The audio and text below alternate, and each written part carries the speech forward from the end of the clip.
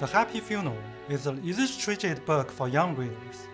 In it, the mother of two Chinese-American sisters, Laura and Mei, tells them about their grandfather's death and says he will have a happy funeral. The book describes how puzzling the sisters are when they first heard the concept of a happy funeral, and how they reached understanding that their grandfather's funeral was a happy one. I'd like to read a small paragraph to you. I look at grandfather's casket, blurry through my tears, and I think about him lying inside.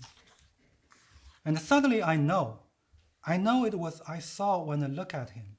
His smell. It's the way he used to smell when I told him one of my little gorilla jokes. Or when Mei sat on his lap, which she didn't do too often because she thinks she's too old. Or when we flew our kites, our faces turned up to the sky. He's smiling the way he always smiled, and when he was happy. That's it. When someone is very old and has lived a good life, he's happy to go, Mom said. She never said it was happy for us to have him go. This book shows us how our cultural backgrounds profoundly shape our beliefs and practices when we are facing death and all experiencing grief. How all of us, like Laura and Mei, journey to explore and comprehend the cultural diversity in our lives.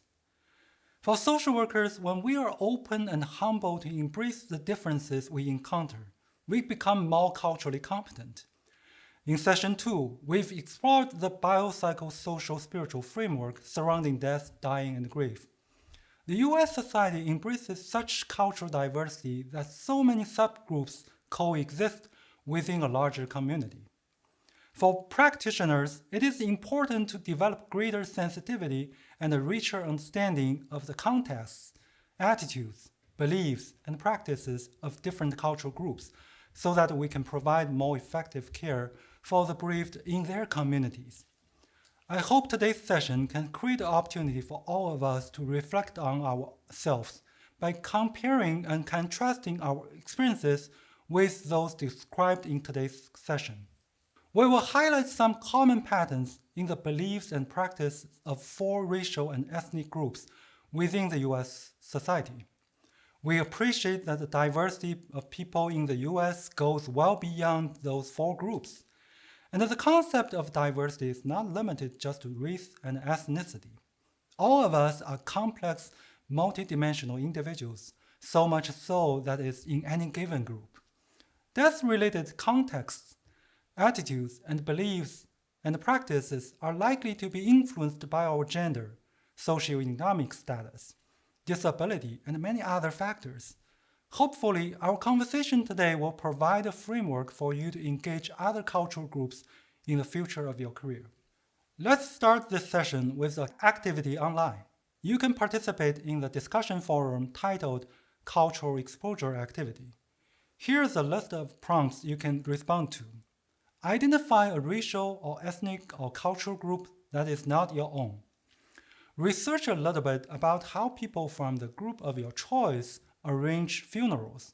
For example, how they prepare the body or grave site, how long the funeral lasts, how people are expected to grieve. Do they have any spiritual beliefs or practices related to death and grief? You are encouraged to use pictures, video clips in your post to present your findings.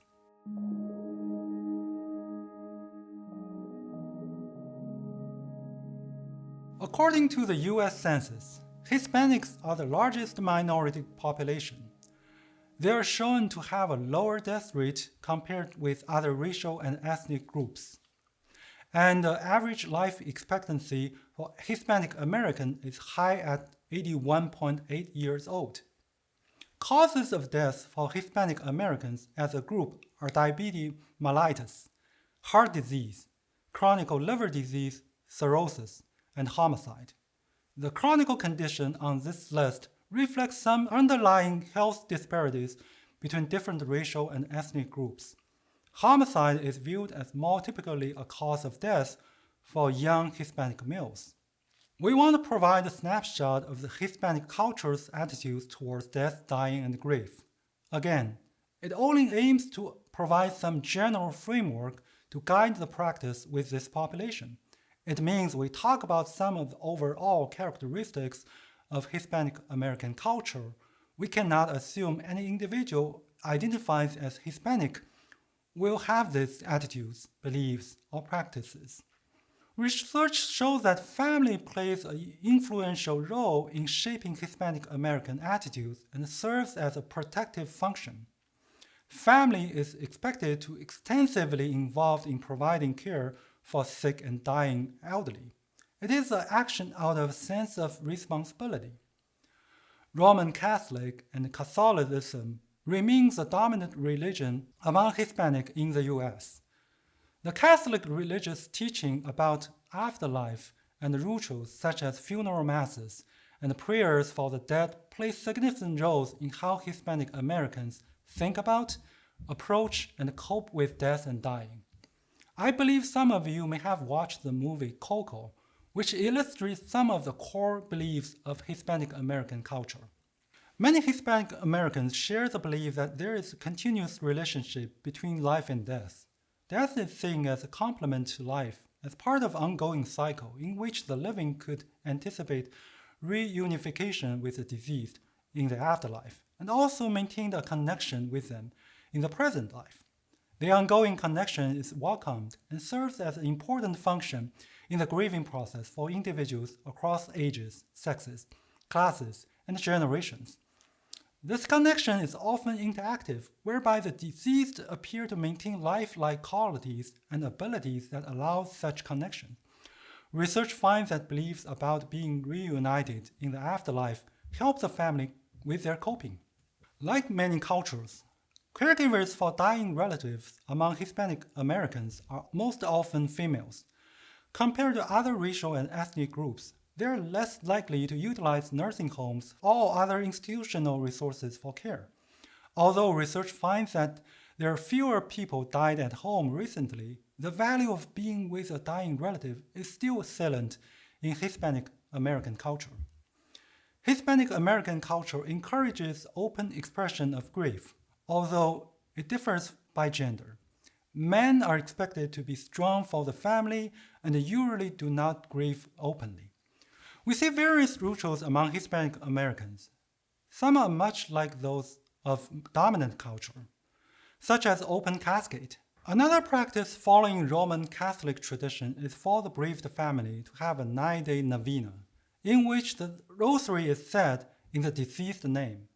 During the time of novena, the house may be kept closed to allow the family mourns without disruption. Day of the Dead is known in the Mexican-American community. The ritual traces its ancestry back to Roman Catholic tradition and pre-Hispanic Mexican tradition.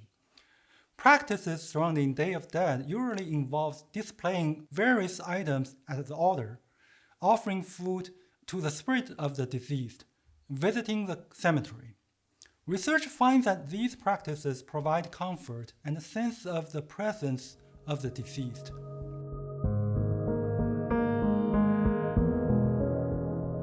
African Americans are the second largest minority group in the U.S. This group has a higher death rate compared to the general population. Research reveals a higher death rate of African Americans has a strong association with poverty, inadequate access to health care, and a higher incidence of life-threatening behaviors.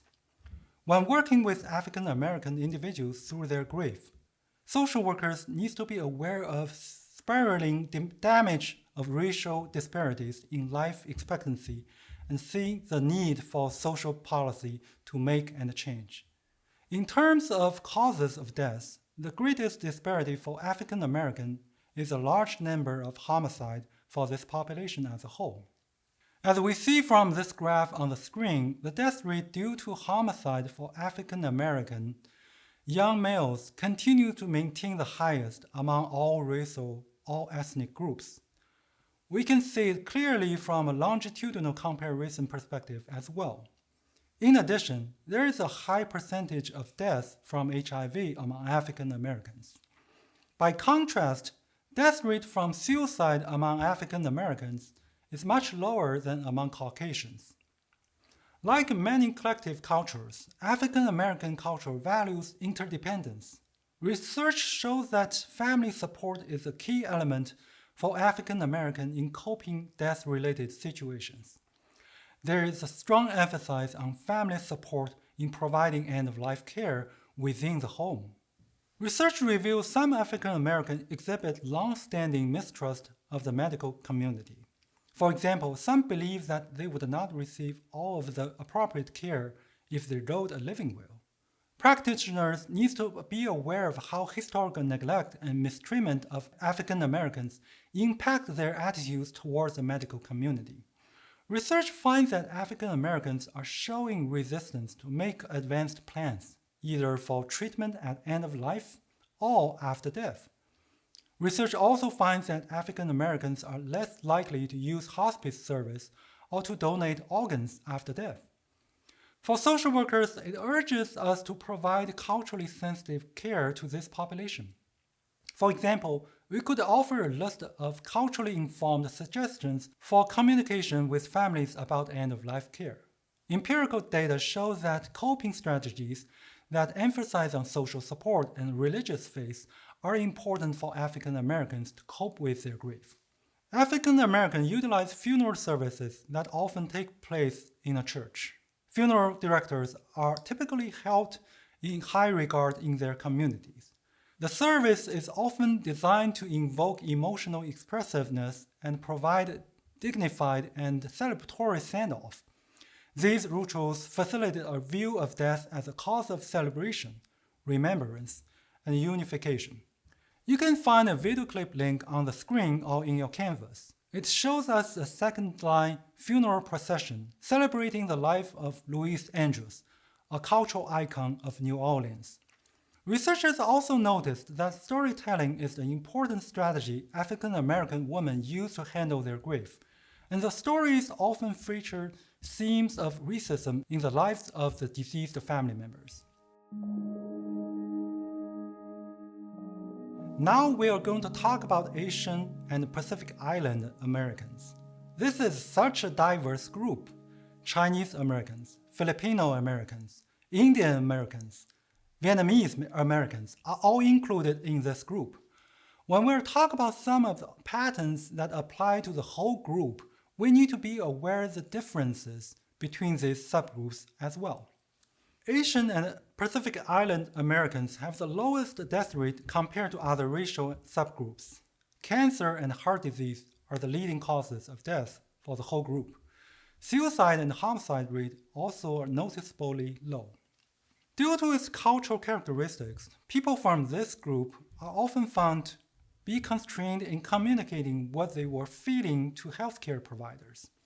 Death is considered as a taboo subject. Family may prefer that the dying person not be told that they are dying.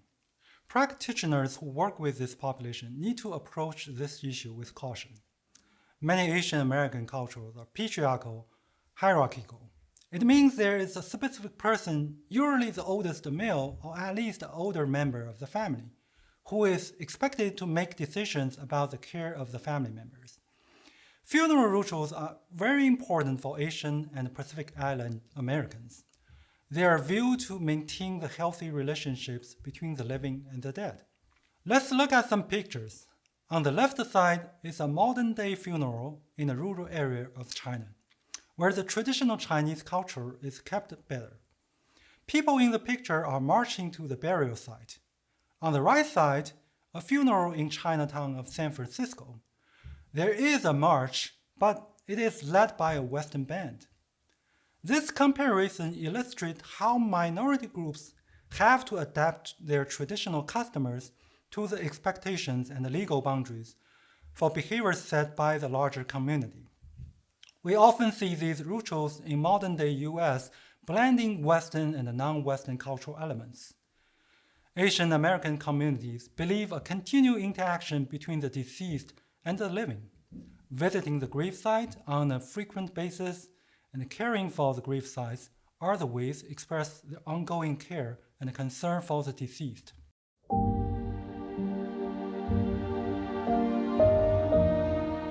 There are hundreds of Native American and Native Alaskan tribes in the US. We again see the richness of each tribe's unique view of death, dying, and grief. Although it makes it hard for us to generalize the whole group's characteristics. Native American and Native Alaskans have a lower death rate considering their proportion in the general population. Historically, causes of death among Native Americans and Native Alaskans have mostly involved communicable diseases, diabetes, mellitus, chronic liver disease, or cirrhosis, as well as incidents, especially automobile incidents and suicide. As some of these causes have become less prominent, overall the life expectancy of this group has increased. Cancer and heart disease have become the leading causes of death in this group. More research is needed to investigate alcohol-related cirrhosis, suicide, and homicide among Native American and Native Alaskans. As researchers found a cultural continuity is an important protective factor in reducing suicide rates, and so are strong family relationships and social support. Native Americans view death as normative, part of natural and ongoing cycle. It is transformative as opposed to permanent, and views as essential to ensuring balance in nature. Some Native Americans also believe reunification with the deceased. However, there are some tribes' attitudes towards death are involved with a higher level of fear and avoidance. Many Native American tribes view the relationship between life and death as a circular perspective in which the death is part of life, like we mentioned when we talk about Asian American culture. Some Native Americans are also constrained communicating death, believing that talking about it may cause it to happen. However, there are tribes that value talking about the death and sharing fond memories of the deceased with the family as part of their grief process. Research finds that some tribes living in remote rural areas view moving the dying person to an urban hospital for treatment as removing them from their community, and the death is going to occur in an alien cultural environment. For social workers, honoring their cultural traditions and enabling the patients to return to their communities to spend the final days with their families are found to be effective interventions. As an overall collective culture, Native American culture emphasizes individual support for family in the process of grief and being the strong one. We need to be aware that being the strong one internally may also mean that they have to express their feelings alone or in isolation. Many Native American tribes have distinctive death rituals. Funerals often last a couple of days, including cleansing, face painting, hairdressing. The Ojibwe bury their dead in burial mounds. Many erect jipikmek, or spirit house, over each mound. On the screen, you can see the picture of them. A historical burial mound would typically have a wooden marker as well, inscribed with the deceased dudum, their clan sign. This session will end here. Please participate in the literature review discussion online. I hope that you can apply something in the session to the case study and share it with your colleagues. Let me know if you have any questions. I'll see you next time.